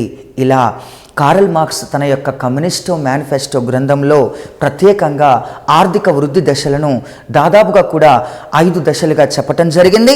5 దశల్లో మొట్టమొదటి దశ సాంప్రదాయ దశ, 2వ దశ గమనించి చూస్తే బానిస దశ, 3వ దశ భూస్వామ్య దశ, 4వ దశ మనం గమనించి చూస్తే ఏముంది అని గమనించి చూస్తే 4వ దశ పెట్టుబడిదారీ దశ. 5వ దశ సామ్యవాద దశ. శ్రమ దోపిడీ గురించి తెలియచేసిన ఆర్థికవేత్త ఎవరు అని అడుగుతాడు. Karl marks. కమ్యూనిస్టు మేనిఫెస్టో గ్రంథకర్త ఎవరు అని అడుగుతాడు. Karl marks. దాస్ క్యాపిటల్ గ్రంథకర్త ఎవరు అని అడుగుతాడు. Karl marks. ప్రత్యేకంగా ఆర్థిక వృద్ధి దశలను కారల్ మార్క్స్ ఎన్ని రకాలుగా వర్గీకరించాడు? 5 రకాలుగా వర్గీకరించాడని చెప్తాడు.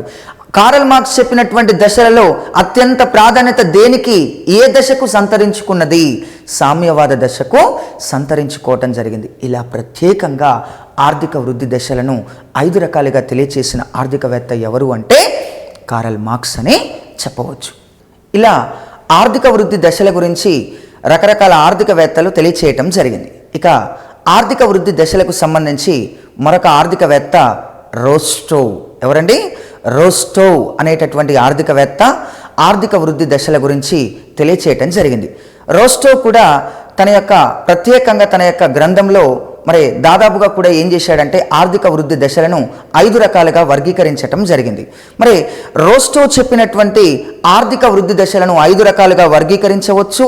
అందులో మొట్టమొదటిది సాంప్రదాయ దశ. 2వ దశ ప్లవన దశకు ముందు దశ, దీన్నే రూపాంతర దశ అని కూడా అంటారు. 3వ దశ ప్లవన దశ. 4వ దశ పూర్తి పరిపక్వత దశ. 5వ దశ పూర్తి వినియోగ స్థాయి దశ. ఇలా మొత్తం 5 రకాల దశల గురించి ప్రత్యేకంగా తెలియచేసిన ఆర్థికవేత్త ఎవరు అంటే రోస్టోవ్ అని చెప్పొచ్చు. రోస్టోవ్ వృద్ధి దశలు 5 రకాలు.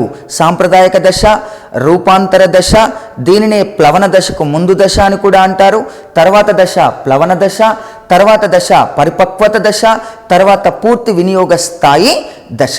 ఈ 5 రకాల గురించి తెలియచేస్తూ ఆర్థిక వృద్ధిని ఆయన తెలియచేయటం జరిగింది. అది ఏ విధంగా ఉందో మనం ఒకసారి గమనిద్దాం. రోస్టోవ్ చెప్పిన సాంప్రదాయక దశలో దాదాపుగా కూడా ప్రజలందరూ కూడా ఒకే ఒక రంగం పైన ఆధారపడి ఉంటారు. ఆ రంగం ఏ రంగం అని మనం గమనించి చూస్తే వ్యవసాయ రంగం. ఏ రంగం అండి? వ్యవసాయ రంగం. సాధారణంగా కూడా సాంప్రదాయక దశలో ప్రజలందరూ కూడా ఒకే ఒక రంగం పైన ఆధారపడి ఉంటారు. ఆ రంగం ఏ రంగం అంటే వ్యవసాయ రంగం అని చెప్పొచ్చు. ఆ వ్యవసాయ రంగంలో సుమారుగా సాంప్రదాయక దశలో ప్రజలు 75% పైగా వ్యవసాయ రంగం పైనే ఆధారపడి ఉంటారు. సుమారుగా 75% పైన ఒకే ఒక రంగం పైన ప్రజలు ఆధారపడి ఉంటే పూర్తి స్థాయిలో అక్కడ దాదాపుగా కూడా ఉత్పత్తి తక్కువగానే ఉంటుంది. దాదాపుగా కూడా ప్రజల ఆదాయాలు కూడా తక్కువగానే ఉంటాయి. ఏది ఏమైనప్పటికీ కూడా వ్యవసాయ రంగం పైన సాంప్రదాయక దశలో ప్రజలు ఎక్కువ మంది ఆధారపడి ఉంటారు. అలా వ్యవస్థ ప్రారంభంలో ఉన్నటువంటి దశను సాంప్రదాయక దశగా వర్గీకరిస్తూ రోస్టోవ్ తన దశల్లో చెప్పిన మొట్టమొదటి దశ సాంప్రదాయ దశగా దీనిని చెప్పొచ్చు. 2వ దశ రోస్టోవ్ చెప్పినటువంటి 2వ దశను ప్లవన దశకు ముందు దశ అంటారు. దీనినే మరొక పేరుతోటి రూపాంతర దశ అంటారు. ఏమంటారండి? ప్లవన దశకు ముందు దశ అంటారు, తర్వాత రూపాంతర దశ అంటారు. ప్లవన దశకు ముందు దశ వ్యవసాయ రంగం సాంప్రదాయక దశలో ఉంది. సాంప్రదాయక దశలో వ్యవసాయ రంగం క్రమంగా అభివృద్ధి చెందిన తర్వాత అది దేనికి దారితీస్తుంది అంటే పూర్తి స్థాయిలో వ్యవసాయం బాగా అభివృద్ధి చెందినప్పుడు ప్రజలకు ఆదాయాలు రావటం జరుగుతుంది. ఆ ఆదాయాలలో మౌలిక సదుపాయాల అభివృద్ధి కూడా జరగటం జరుగుతుంది. అంతేకాకుండా ప్రజలు 2వ దశకు వచ్చేసరికల్లా తప్పనిసరిగా వ్యాపారాన్ని ప్రోత్సహిస్తారు. ఆ వ్యాపారంలో ఎగుమతులు చేస్తూ ఉంటారు, దిగుమతులు చేసుకోవటం కూడా జరగటం జరుగుతూ ఉంది. క్రమంగా వ్యవసాయ రంగం అభివృద్ధి చెంది వ్యాపారానికి దారితీసి అది ఎగుమతులు దిగుమతులకు దారితీస్తూ 2వ దశలో కొనసాగుతూ ఉంటుంది. 2వ దశలో వ్యవసాయం అభివృద్ధి చెందిన తర్వాత దాని ఆదాయాలు మరింతగా సృష్టించబడటం జరుగుతూ ఉంటుంది. అంతేకాకుండా మౌలిక సదుపాయాలు అభివృద్ధి జరగటం కూడా జరుగుతుంది. ఇంకొకటి 2వ దశలో వ్యవసాయం అభివృద్ధి చెందిన తర్వాత పారిశ్రామిక రంగం ప్రకారంగా అభివృద్ధి చెందడానికి కాస్త అవకాశం ఏర్పడుతూ ఉంటుంది. ఎగుమతి దిగుమతుల వలన పారిశ్రామిక రంగానికి సంబంధించిన ముడి పదార్థాలు కూడా లభ్యం కావడానికి అవకాశం ఏర్పడుతుంది. అలా 2వ దశ ప్రత్యేకంగా ప్లవన దశకు ముందు దశ. తర్వాత దశ అంటే దీన్నే ఏమని పిలుస్తారంటే రూపాంతర దశగా చెప్పటం జరుగుతూ ఉంది. ప్రపంచంలో మొట్టమొదటిసారిగా రూపాంతర దశకు చేరుకున్న దేశం ఏ దేశం అంటే బ్రిటన్ దేశంగా చెప్పొచ్చు. బ్రిటన్ దేశం పూర్తిగా వ్యవసాయ రంగంలో అభివృద్ధి చెందిన తర్వాత రెండో దశకు మొట్టమొదటిసారిగా చేరుకున్న దేశంగా బ్రిటన్ దేశాన్ని చెప్పటం జరుగుతూ ఉంది. ఇలా సాంప్రదాయ దశ, తర్వాత రెండో దశ రూపాంతర దశ. దీనికి మరొక పేరు ఏమనుకున్నాం? ప్లవన దశకు ముందు దశ. ఇక మూడో దశని గమనిద్దాం. మూడో దశ ప్లవన దశ. రోస్టో చెప్పినటువంటి వృద్ధి దశలలో అత్యంత ముఖ్యమైనటువంటి దశ, అత్యంత ప్రాధాన్యత సంతరించుకున్న దశ మరి ఏ దశ అంటే మూడవ దశగా చెప్పొచ్చు. ఆ మూడో దశనే ప్లవన దశ అని పిలుస్తారు. ఏమని పిలుస్తారండి? ప్లవన దశ అని పిలుస్తారు. మరి ప్లవన దశలో వ్యవసాయం బాగా అభివృద్ధి చెంది దాని ప్రతిఫలాలు క్రమంగా పారిశ్రామిక రంగాల వైపు వెళతాయి, క్రమంగా ప్రత్యేకంగా సేవా రంగాల వైపు వెళతాయి.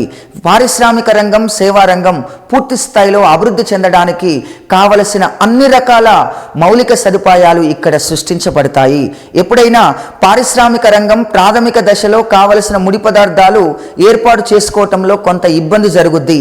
కానీ రెండో దశలో మనం ఎగుమతులు దిగుమతులు చేయటం వలన, దిగుమతుల వలన పారిశ్రామిక రంగానికి కావలసిన ముడి పదార్థాలు లభ్యమవుతాయి. అలా లభ్యమైన తర్వాత పారిశ్రామిక రంగం పుంజుకోవటానికి దారితీస్తుంది. పారిశ్రామిక రంగం క్రమంగా సేవా రంగ అభివృద్ధికి దారితీస్తుంది. ఇలా ప్లవన దశలో మూడు రంగాలు కూడా క్రమంగా అభివృద్ధి చెందడానికి దారితీస్తూ ఉంది అని చెప్పటం జరుగుతూ ఉంది. ప్రపంచంలో మొట్టమొదటిసారిగా మరి ప్లవన దశకు చేరుకున్న దేశం బ్రిటన్ దేశం. ఏ దేశం అండి? బ్రిటన్ దేశం. బ్రిటన్ దేశం తర్వాత రెండో దేశం ఏ దేశం అని గమనించి చూస్తే ఫ్రాన్స్ దేశం. ఫ్రాన్స్ దేశం తర్వాత అమెరికా దేశం. అమెరికా దేశం తర్వాత జర్మనీ దేశం. జర్మనీ దేశం తర్వాత స్వీడన్ దేశం. స్వీడన్ దేశం తర్వాత ఇక రష్యా దేశం. మరి భారతదేశం 1962 నుండి ప్రత్యేకంగా ప్లవన దశకు చేరుకుందని ప్రణాళికా సంఘం చెబుతుంది. కానీ కొంతమంది ఆర్థికవేత్తల ప్రకారం భారత్ 1991 నూతన ఆర్థిక సంస్కరణల తర్వాత మాత్రమే ప్లవన దశకు చేరుకుంది అని చెప్పటం జరుగుతూ ఉన్నది. అలా ఎప్పుడైతే మూడు రంగాలలో అభివృద్ధి క్రమంగా జరుగుతూ ఉంటుందో, ఆర్థిక వ్యవస్థ వేగంగా అభివృద్ధి చెందుతూ ఉంటుందో ఆ దశను రోస్టో ప్లవన దశగా పేర్కొనటం జరిగింది. ప్రపంచంలో ప్లవన దశకు చేరుకున్న మొట్టమొదటి దేశం ఏ దేశం అంటే బ్రిటన్ దేశం. బ్రిటన్ దేశం తర్వాత ఫ్రాన్స్ దేశం. భారత్ కానీ చైనా కానీ ప్లవన దశకు 1962 తర్వాత చేరుకున్నది అని చెప్పటం జరుగుతూ ఉన్నది. కానీ భారతదేశంలో కొంతమంది ఆర్థికవేత్తల ప్రకారంగా 1991 తర్వాత మాత్రమే, నూతన ఆర్థిక సంస్కరణల తర్వాత మాత్రమే ప్లవన దశకు చేరుకుందని చెప్పటం జరుగుతూ ఉన్నది. ఇది మూడో దశ. ఇక నాలుగో దశను చూద్దాం. రోస్టో చెప్పిన నాలుగో దశ ఏంటి అని మనం ఒకసారి జాగ్రత్తగా గమనించి చూస్తే పరిపక్వత దశ. ఈ పరిపక్వత దశలో క్రమంగా ఏం జరుగుతూ ఉంటుంది అనంటే దాదాపుగా వ్యవసాయ రంగం, పారిశ్రామిక రంగం, సేవా రంగం సాంకేతిక పరిజ్ఞాన రంగంతో అభివృద్ధి చెందుతూ ఉంటుంది. ఇవాళ మనం వ్యవసాయ రంగంలో హార్వెస్టర్స్ చూస్తూ ఉన్నాం, పారిశ్రామిక రంగంలో రోబోలను చూస్తూ ఉన్నాం, సేవా రంగంలో అధునాతన సాంకేతిక పరిజ్ఞానంలో భాగంగా కంప్యూటర్లను చూస్తూ ఉన్నాం. అంటే ఎప్పుడైతే మూడు రంగాలలో ప్రత్యేకంగా సాంకేతిక పరిజ్ఞానాన్ని ఇంప్లిమెంటేషన్ చేస్తూ వ్యవస్థను అభివృద్ధి చేయటం కొరకు ప్రయత్నం చేస్తారో అప్పుడే ఆ ఆర్థిక వ్యవస్థలో ప్రత్యేకంగా ఏమని పిలిచాడు రోస్టో అంటే పరిపక్వత దశ. మూడు రంగాలలో సాంకేతిక పరిజ్ఞానాన్ని ఉపయోగిస్తూ ప్రత్యేకంగా వేగవంతమైన అభివృద్ధికి శ్రీకారం చుడితే ఆ దశను రోస్టో ఏమన్నాడంటే పరిపక్వత దశ అన్నాడు. అంతేకాకుండా పరిపక్వత దశలో వనరులను అభిలషణీయంగా ఉపయోగించుకుంటూ, ఎందుకంటే సాంకేతిక పరిజ్ఞానం డెవలప్ అయింది, మరి సహజ వనరులను పుష్కలంగా సాంకేతిక పరిజ్ఞానం ద్వారా ఉపయోగించుకొని వేగంగా ఆర్థికాభివృద్ధిని సాధించవచ్చు. అలా సాంకేతిక పరిజ్ఞానంతో వనరులను అభిలషణీయంగా ఏ దశలో ఉపయోగించుకోవచ్చు అంటే నాలుగో దశ. ఆ నాలుగో దశను ప్రత్యేకంగా ఏమని చెప్పాడు రోస్టో అంటే పరిపక్వత దశ. ప్రపంచంలో మొట్టమొదటిసారిగా పరిపక్వత దశకు చేరుకున్న దేశం ఏ దేశం అని మనం గమనించి చూస్తే బ్రిటన్ దేశం. రెండో దేశం అమెరికా దేశం. మూడో దేశం జర్మనీ దేశం. నాలుగో దేశం జపాన్ దేశం. ఈ 4 దేశాలు కూడా మొట్టమొదటిసారిగా పరిపక్వత దశకు చేరుకోవటం జరిగింది. డెవలప్మెంట్ అత్యధికంగా జరుగుతూ ప్రాధాన్యమిస్తూ సాంకేతిక రంగం ద్వారా ఆర్థిక వ్యవస్థను పెంపొందించటం జరుగుతూ ఉంటుంది. ఇది 4వ దశ. మరి రోస్టో చెప్పిన చివరి దశను ఏమని పిలుస్తారంటే పూర్తి వినియోగ స్థాయి దశ. ఇంకా ఇక్కడ పూర్తి వినియోగ స్థాయిలో మనుషుల కంటే మిషన్లే ఎక్కువగా పనిచేస్తూ ఉంటాయి. మనుషుల కంటే ఎక్కువగా మిషన్లు వాటంతట అవే పనిచేస్తూ ఉంటాయి. టెక్నాలజీ వేగవంతంగా పెరుగుద్ది. సాంకేతిక రంగం అత్యాధునిక సౌకర్యాలతో వెల్ డెవలప్డ్గా కలిగి ఉంటుంది. వ్యవసాయ రంగం, పారిశ్రామిక రంగం, సేవా రంగం, అన్ని రంగాల్లో కూడా పూర్తి స్థాయి అభివృద్ధి అనేటటువంటిది క్రమంగా జరగటానికి దారితీస్తుంది. సపోజ్ ఇవాళ మనం ఆస్ట్రేలియాను గమనించి చూస్తే, ఆస్ట్రేలియాలో ఒక రైతు సగటున పూర్తి స్థాయిలో అక్కడున్న సేద్య విధానాలను పట్టి 1990 హెక్టార్ల భూమిని సేద్యం చేస్తుండు. 1990 హెక్టార్లు. ఒకే ఒక రైతు 1990 హెక్టార్లు. హెక్టార్లు అంటే ఒక హెక్టార్ ఎన్ని ఎకరాలు?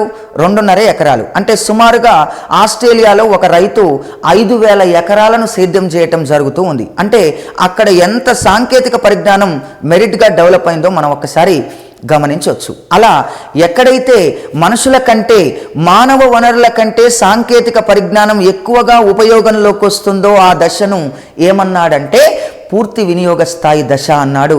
ఇక్కడ వనరుల వినియోగం పెరుగుతుంది, మానవ వనరుల వినియోగం చాలా తక్కువ ఉంటుంది. సాంకేతిక పరిజ్ఞానం వెల్ డెవలప్డ్గా ఎదగటం జరుగుతూ ఉంది. ప్రపంచంలో మొట్టమొదటిసారిగా పూర్తి వినియోగ స్థాయి దశకు చేరుకున్న దేశం అమెరికా దేశం 1920వ సంవత్సరంలో. తర్వాత రెండో దేశం బ్రిటన్ దేశం 1930వ సంవత్సరంలో. తర్వాత మూడో దేశం రష్యా దేశం 1950వ సంవత్సరంలో. ఇలా పూర్తి వినియోగ స్థాయి దశకు చేరుకున్న మొట్టమొదటి దేశం ఏ దేశం అంటే అమెరికా దేశం. ఇవాళ అమెరికా వెల్ డెవలప్మెంట్గా ఇవాళ పూర్తి స్థాయి అభివృద్ధిని కొనసాగిస్తూ ఉంది. ఇవాళ పూర్తిగా 5వ దశలో అమెరికా ఉండటం జరిగింది. వెల్ డెవలప్మెంట్గా అక్కడ పూర్తిగా మానవ వనరుల కంటే ఎక్కువగా సాంకేతిక పరిజ్ఞానాన్ని ఉపయోగిస్తూ ఆ దేశాలు వేగంగా ఆర్థిక అభివృద్ధిని సాధించటం జరుగుతూ ఉంది. ఇలా రోస్టో తన యొక్క ఆర్థిక వృద్ధి దశలను 5 రకాలుగా వర్గీకరించాడు.